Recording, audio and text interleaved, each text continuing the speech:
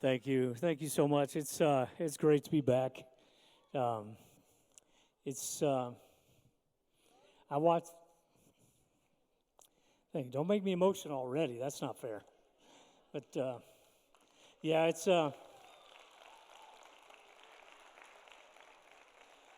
to be back. I'm sorry about the presentation, um, but it's about the only way I can do this at this point, and I have been gone long enough. And I've gone, counting today, I've gone out of my house 6 times in 6 weeks. 4 of them have been this week. So prior to this week, I only went out of my house twice. Those were both doctor's appointments. So I'll tell you a little bit more about that in a few minutes. But couple of housekeeping things first. It was huge loss with Richard McAllister. And I just feel like I want to add to what's already been said, and I know it was mentioned last week and again today, and I thank Pastor Willie for presenting that to you again today. A lot of you didn't know Richard very well, because he's pretty quiet. If you saw him, you would say, oh yeah, I know that guy. I've seen that guy. But Richard's a pretty quiet guy, but he's been involved in ministry here for 34 years in different departments. And he's been a board member and elder for 15 years. And the shop, Sheffield House of Provision, which we started right down the street across from the gas station years ago, and has moved to the west campus and then to the east campus. He has run that. He and some other people they started that together, and he and Pam have run that for the last 10 years. So this is a huge, huge loss for Sheffield, obviously for their family more than any of us, but for Sheffield and for the kingdom.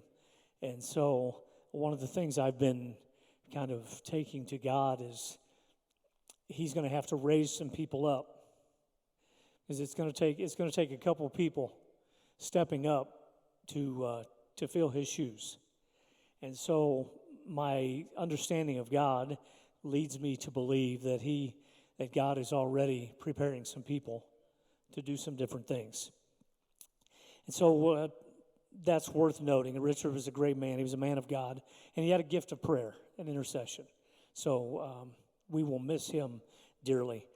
I want to thank everybody who led and did some amazing ministry in the 6 Sundays. I've never missed 6 Sundays in my life. That's about 5 years worth of missed services. But 6 Sundays. So I want to thank those who preached, Pastor Jacob and Pastor Willie, that first week. They had about a half a day to get ready. As this all happened on a Saturday afternoon, and so Saturday night they had that much warning. And I can assure you, when you're going to bring the word, the enemy starts wrestling with you. So I'm sure that was an ugly night for both of you. And then my dad, of course, preached a couple times, and he always brings an amazing word.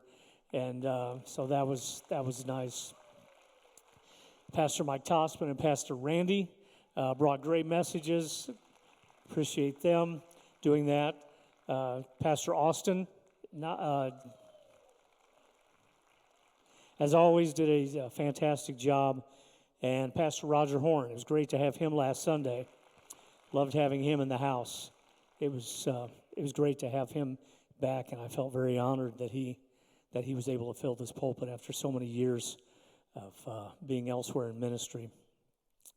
I want to thank the staff. The staff has done a great job of running things. I've been very involved day to day, but not here and not running it day to day. And so I want to thank the staff so much for doing such an incredible job and get things done.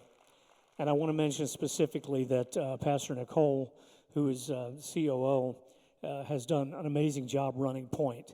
So when you see her, give her a little pat on the back and let her know we appreciate the amazing amount of work. If you only knew. It's wonderful to see you online. I can't see you, but I was one of you. I've been one of you. I've experienced the other world. I've been on the other side. And so now I understand the fist bump would mean a little bit of something, because it's just kind of a point of contact. So I appreciate that. So here we go. Those of you home, we'll bring it back. Because now I'm your partner. I'm in your congregation. So I want to. This is a little different. I feel like I can't really bring you a real sermon, so I'm just going to kind of share with you, because being still and bringing you a message is almost impossible. So I'll move my toes. Mark chapter, and this is going to be a little weird, and I'm sorry it's a little awkward and a little cumbersome, but I'll try to make it as less clumsy as I can in this process. I want to read Mark chapter 14, verses 1 through 6. It was now 2 days before Passover and the festival of the unleavened bread. The leading priests and teachers of religious law were still looking for an opportunity to capture Jesus secretly and to kill him, but not during the Passover celebration, because they knew the people may riot. Meanwhile, Jesus was in Bethany, the home of Simon, a man who had previously been struck with leprosy. While he was eating, a woman came in with a beautiful alabaster jar of expensive perfume made from the essence of nard. She broke open the jar, poured the perfume over his head. Some of those at the table were indignant. Why waste such an expensive perfume? It could have been sold for a year's wages, because that's about what it was worth. The money given to the poor. So they scolded her harshly in front of everyone. And Jesus replied, "Leave her alone. Why would you criticize her for doing such a great thing for me?" Let me tell you a little bit about, as we're familiar with the story. There have been stories and songs about this. That alabaster was a beautiful, transparent gemstone. And so out of a large piece of alabaster, they would carve it out, bore it out, and fill it with expensive perfume or some other expensive liquid. So it became very valuable. And the only way you could open the jar was to break it. One-time usage, a year's wages, this valuable piece which could have potentially been a family heirloom, because one of the things that they did, they would pass these valuable things down from generation to generation. So it's quite possible it could have been that. Or it could have been something that was very valuable because of all the investment, all the time, all the money that had gone into that. But you had to break it to open it and use it. So one-time usage. And Mary, John tells us that this was Mary. So Mary broke this jar and poured the perfume over Jesus' head, which was a true biblical anointing. And it probably would have run down on his face, his clothes, even his feet. Women who were helping serve in that time period customarily oftentimes would use their hair to wipe up things, clean their hair following, but use their hair to wipe even people's hands. And we think, well, that's ridiculous. If it's your custom, it's not ridiculous. And so they would use that. So there's a chance that this Mary wiped Jesus' feet with her hair, like you would do a hand towel. They had cloths for usage as a towel, but it wasn't like they are like us. Give me the blue washcloth and the matching hand towel, please. They didn't have that luxury. So, especially in gatherings, women would use their hair to clean things up or to wipe things off. So there's a good chance that this Mary poured the oil, that perfume, over Jesus. It ran down even onto his feet, and right there in front of everyone, she used her hair to wipe his feet. The guests didn't appreciate it. They didn't appreciate it at all. And she was scolded by the disciples and others who were there. They didn't have the appreciation because the part of the problem, they didn't understand her appreciation for Jesus. Your perspective makes all the difference. Austin shared a couple of Sundays ago. He talked about Paul and Silas. And he mentioned that they had a different perspective. They had a different perspective. They were locked in the prison with other prisoners, but they had a different perspective. They began to sing at midnight. They were free to go and chose not to go. They had a different perspective, and he attached that to their commitment. Perspective changes everything. So I want to challenge you on that level of perspective. See, the disciples who had been with Jesus about 3 years now and seen him do all kinds of things. They had seen him heal people's eyes, raise people from the dead, heal people with leprosy, all kinds of things. They'd seen many things, but they didn't have the perspective that Mary had, because when she gave him everything, they scolded her for it. It would be like somebody coming in and saying, hey, I want to give God everything I've got, and laying car keys and house keys and insurance policies and clothing items and jewelry all here. There would be people who, when they're walking, would say, are you sure you want to do? I might even say, are you sure you want to do that? There's a different perspective when we are in a seat and we're able to say, I want to give God everything. I'm thankful. How many of you today would say, I don't know exactly where I would be without God, but I've got a pretty good idea, and I'm incredibly thankful for what he's done in my life? I can say the same thing. Room 5043 was my hospital room. First time I've ever been in a hospital bed in my life. And I had broken my right ankle and fractured my left knee.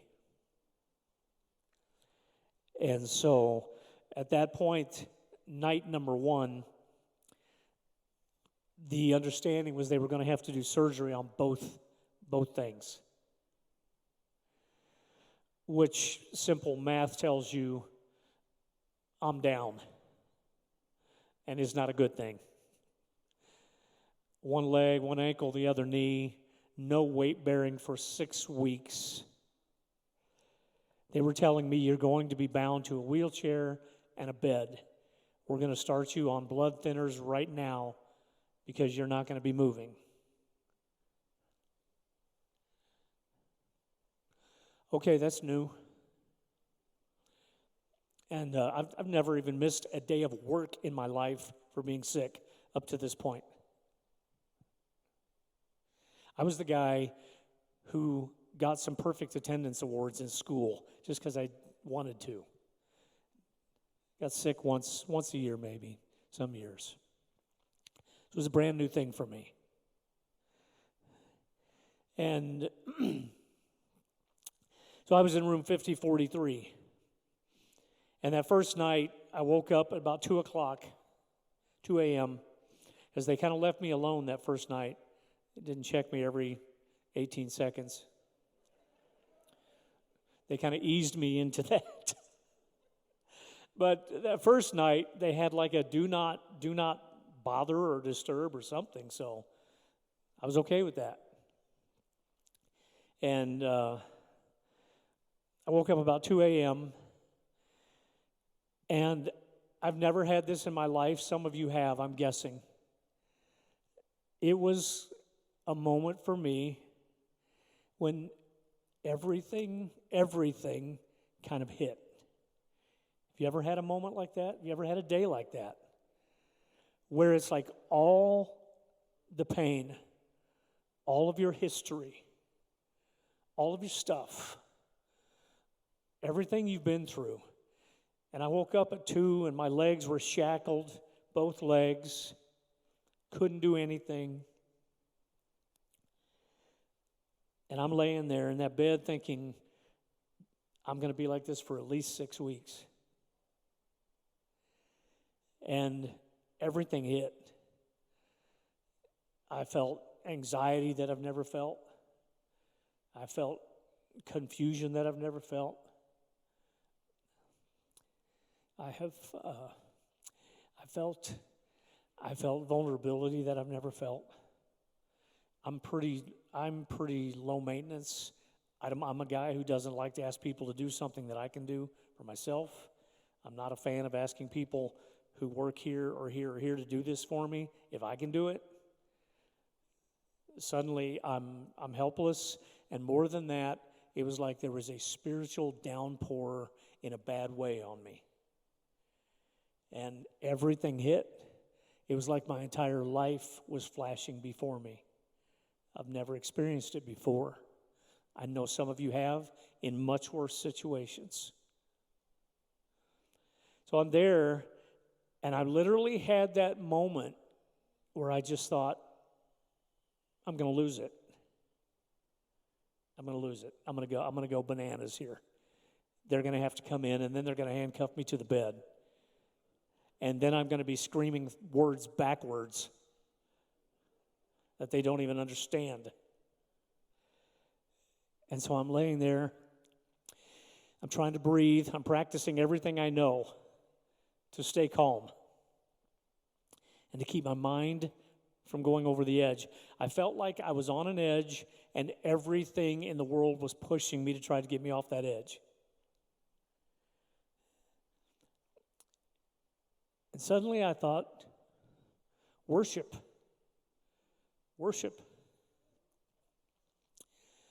And so I scrambled. I got my phone. I grabbed my phone and I started a playlist. I started downloading music, creating a playlist, Maverick City stuff, the one in North Carolina, Elevation music, Bethel music. I mean, I know these. I know other people who listen to this stuff all day, every day, but I wasn't one of them. So I created a playlist, music, worship, just boom, boom, boom, just locking songs in as long as I could. And then for the next 2 hours,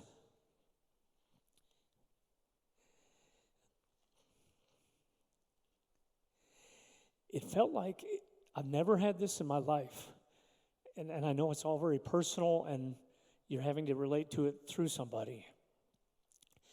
I felt like I had a personal visitation of God in my room.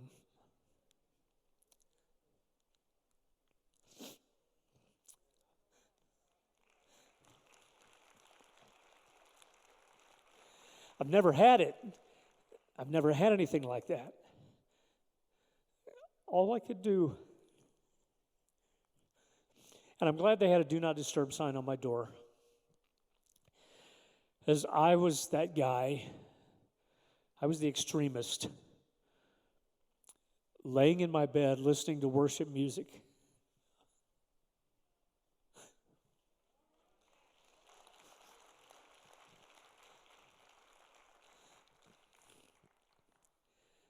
With my hands in the air, praying with every word I knew, praying in the Spirit for 2 hours. And I didn't even have a worship playlist, so that tells you. I had to create one. After that moment, everything's been different. After that 2-hour period, everything's been different. And here's the bizarre thing. I felt like at the tail end of that 2 hours, I almost physically, not quite, but it's probably as close as I'm going to ever get, I almost physically heard God say, I'm giving you your miracle.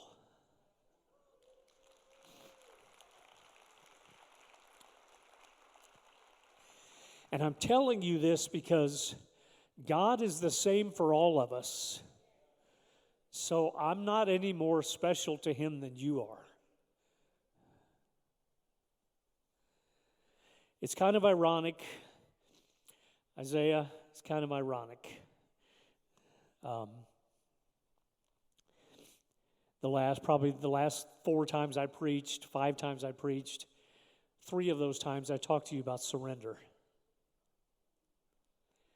This morning, no, I didn't tell anybody what I was saying today because it was like fresh food. I didn't want it to spoil.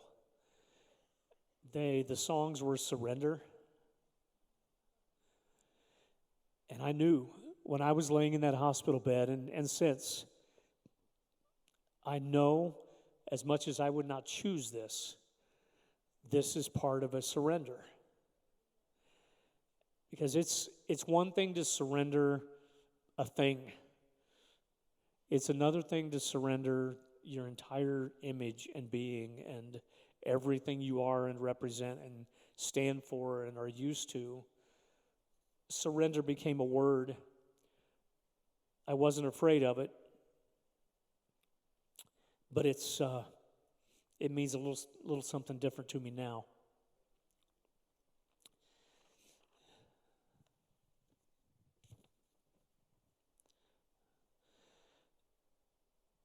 Every day since that first day in the hospital, except one, there was one day when my grandson was at our house and there was no peace for anyone.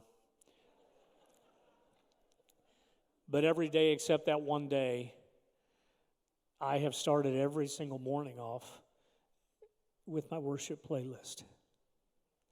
And you say, okay, great, we'll pat you on the back. I'm not that guy who has my locked in. Some of you have locked in devotional times every morning. I do this. Well, I have things like that, but mine has always kind of fluctuated. Sometime during the day, sometime in the morning, sometime at night, sometime in between something. God has kind of directed me to set aside time and let that worship get in my spirit every morning. And I've done that every morning. And it's amazing what worship does to our spirit. It's amazing what it does.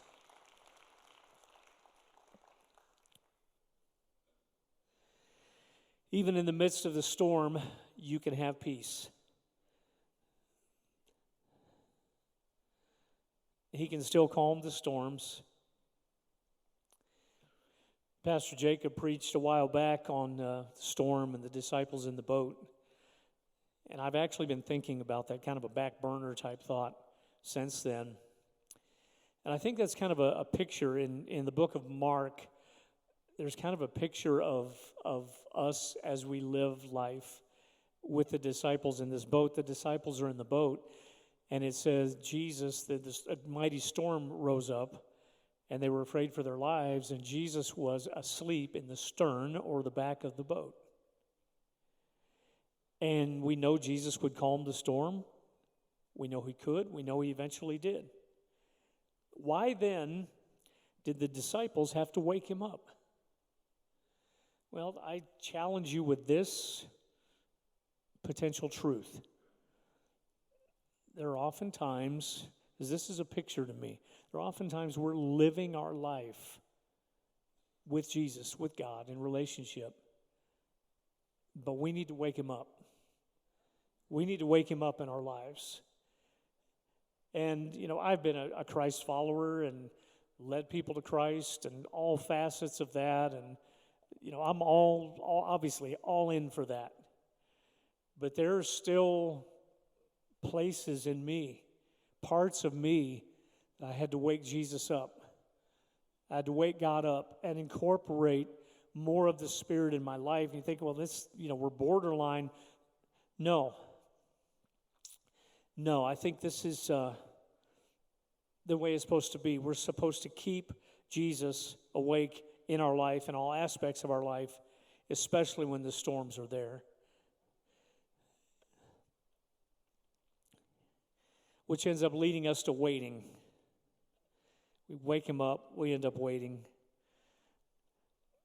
Isaiah 40:31 tells us, those who wait on the Lord will renew their strength, mount up with wings as eagles, run and not be weary, walk and not faint.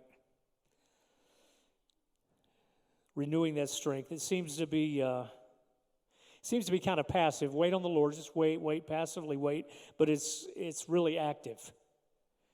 Because when we wait actively, it renews our strength because the Holy Spirit becomes our empowering strength. So what happens is, like me, I like me hearing the Spirit of God speak to me almost in words. I'm giving you your miracle. I don't know what that means. That was my first night in the hospital. 2 mornings later, the doctor said, okay, we're not going to have to do surgery. And I gave him 5 and a fist bump. My man right there. And I'm thinking, okay, that's my miracle. Maybe. The knee got better, the ankle got worse. Still today, there's a chance next time I go, they're going to say, you have to have surgery, period. There's a chance, so keep praying for that. So I don't know if that was my miracle. I don't know if this is my miracle. I don't know what my miracle is.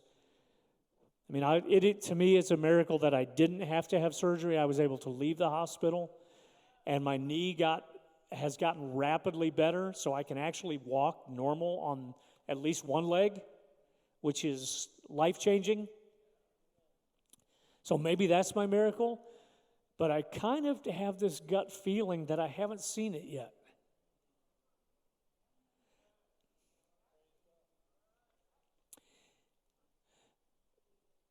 So I don't know what it is. And God's never told me once in my life, I'm giving you your miracle before this. I've spoken that to other people and it's happened, but I've not been the recipient of that. You know, in my role in life, I'm kind of a conduit.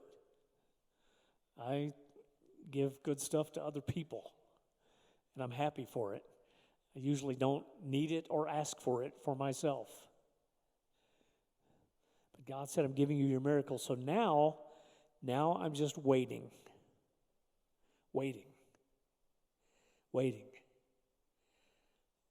I might end up having to have surgery. And the enemy's going to say, see, your miracle didn't happen. But I know that's not true.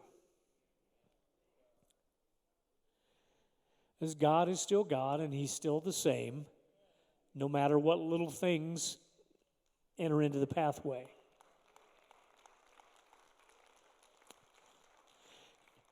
And here's another kind of a miracle for some of you who are on the medical side. Since the day I did it, I've not taken one pain pill, one painkiller. And they're prescribing stuff to me. And I said, okay, thanks, I'll take it. I'll sell some of it. I told them that, and they kind of look at you funny when you say that. I can sell this. What? Do you want it? Oh, yeah.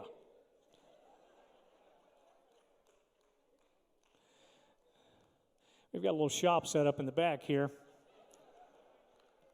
I haven't lost all sarcasm. God's still working on me. But I did tell doctors and nurses that. And but I haven't needed anything since the day it happened. So that might be a miracle. I don't know. But I still think it's something else. And it just changes your perspective.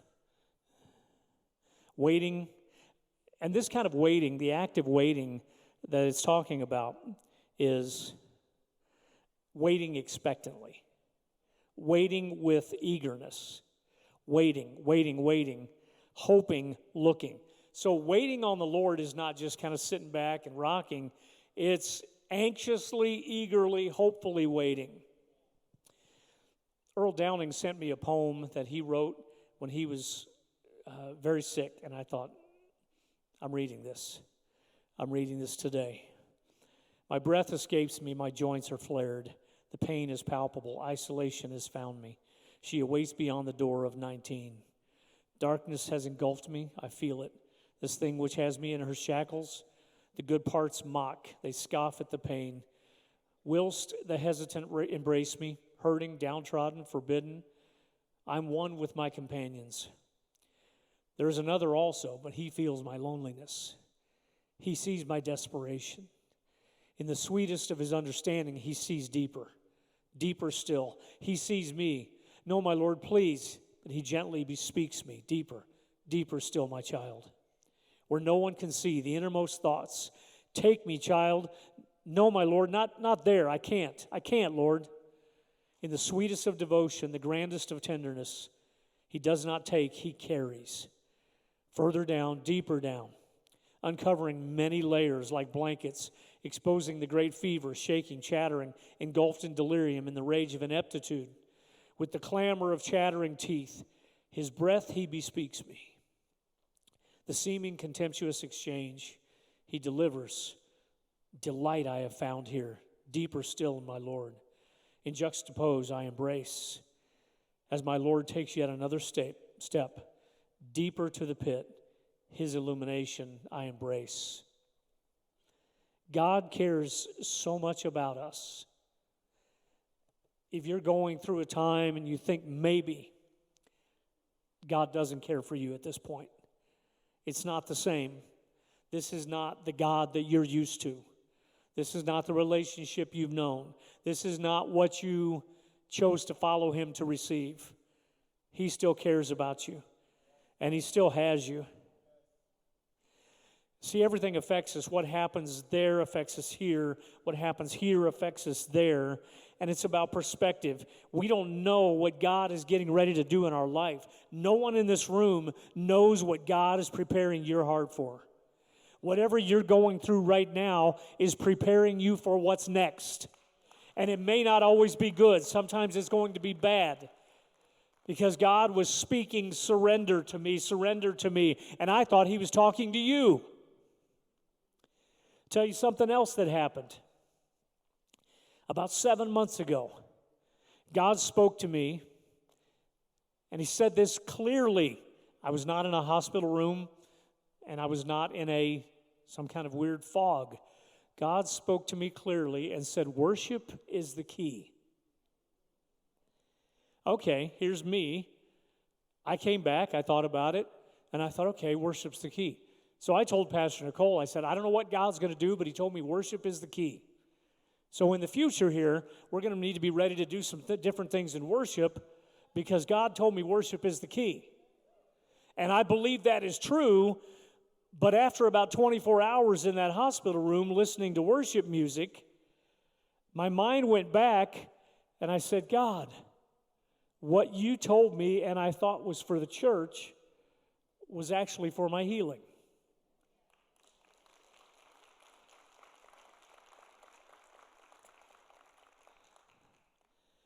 And I think about that every day.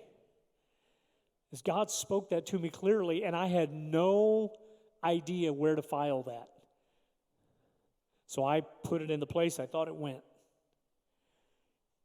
And it ended up being me. Worship was the key to get me to the place where I could actually live, function, hear God, and remain. I would encourage you, embrace that worship side. Embrace that worship side.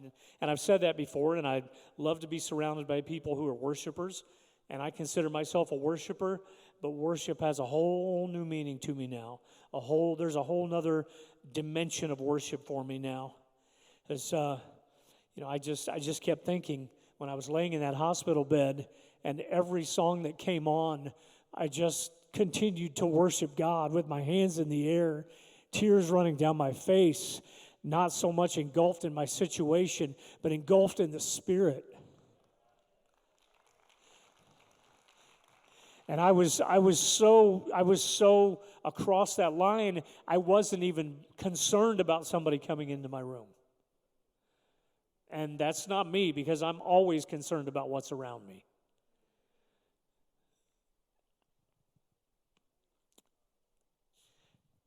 you need to be willing, and this is you and God. I know I've shared my experience. Some of it may speak to you, some of it maybe not.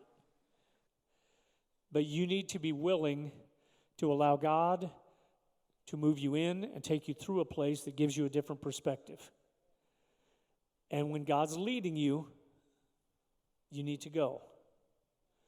When God's leading you, you need to go there.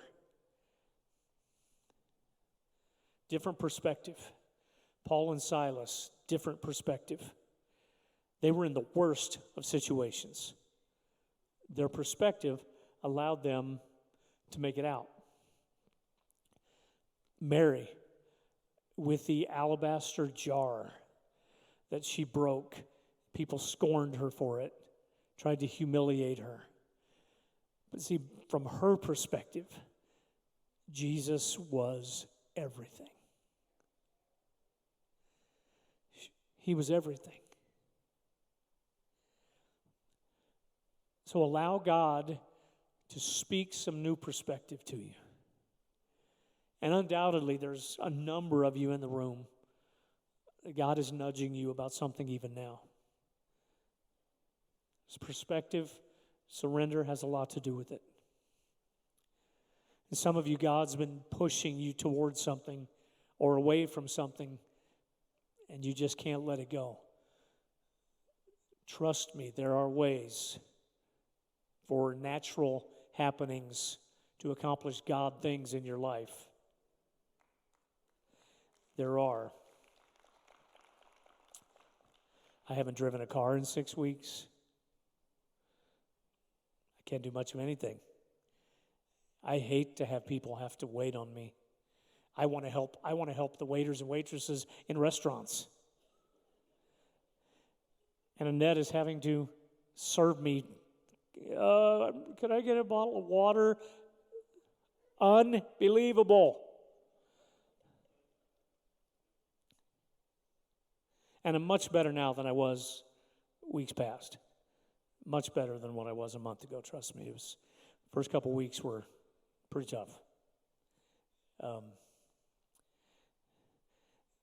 But my will is having to be broken down. It's like,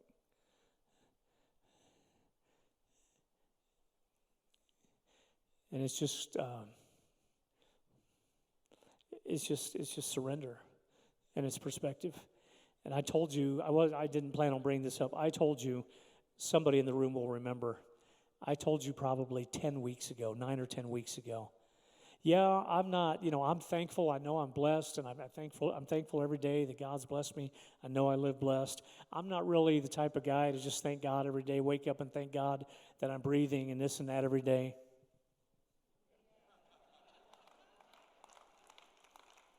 I said that from this platform. I'm going to go ahead and say checkmate on that. As I will be thankful for every day that I can walk. I will be thankful that I can go to a grocery store.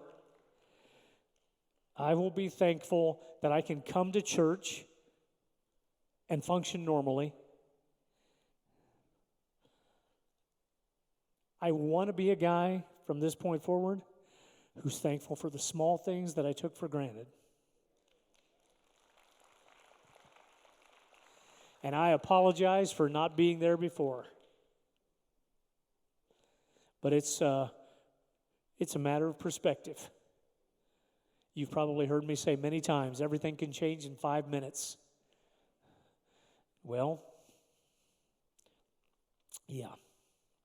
Stand with me if you would. Thank you for listening to my musings and testimonies. Thank you. I appreciate that. Thank you. I really have appreciated your prayers. And, I've heard from some of you, and nobody has a responsibility or should be in any guilt for not doing anything extra.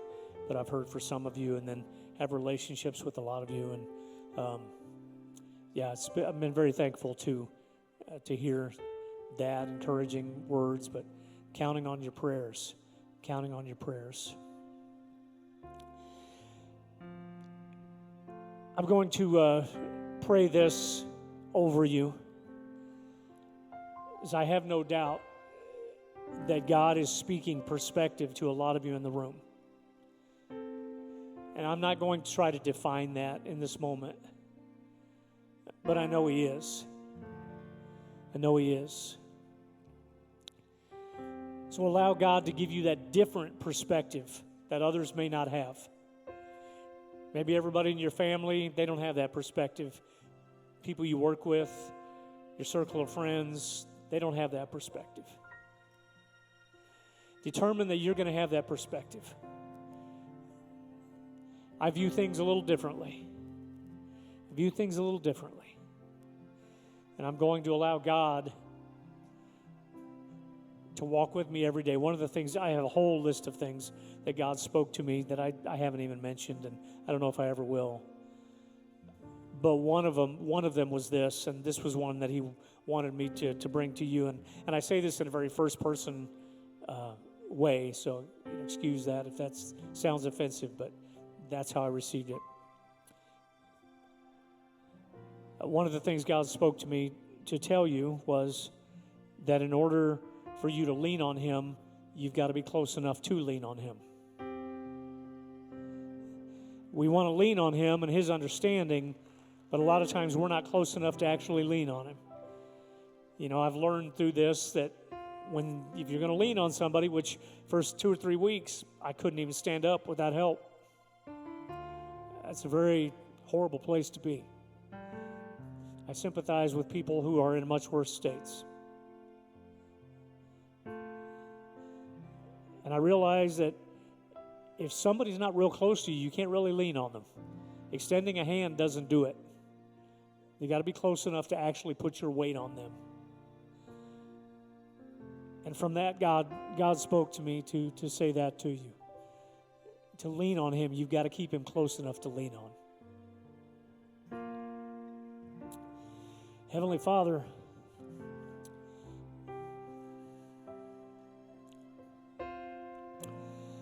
I pray that you would take these pieces, this mix of things that I've given this morning that I felt like were the things you wanted me to deliver.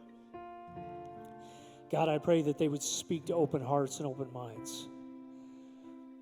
And there would be people in the sound of my voice, both in the room and who are listening elsewhere, watching elsewhere, who would say, God, I'm willing to have a different perspective.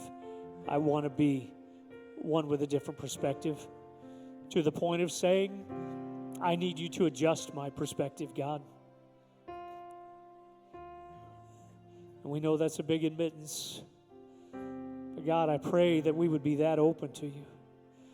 Lord, I pray that for those whose hearts are not connected to yours today, listening in the room, those who are not close to you, that they would speak to you in a way that would invite you to be close to them, to receive you as the Lord and Savior, to be close enough to lean on. And those who have been kind of keeping their safe distance, God, I pray that you would draw them close, and they would understand that to have what they need in you, they need to be close enough to lean on you.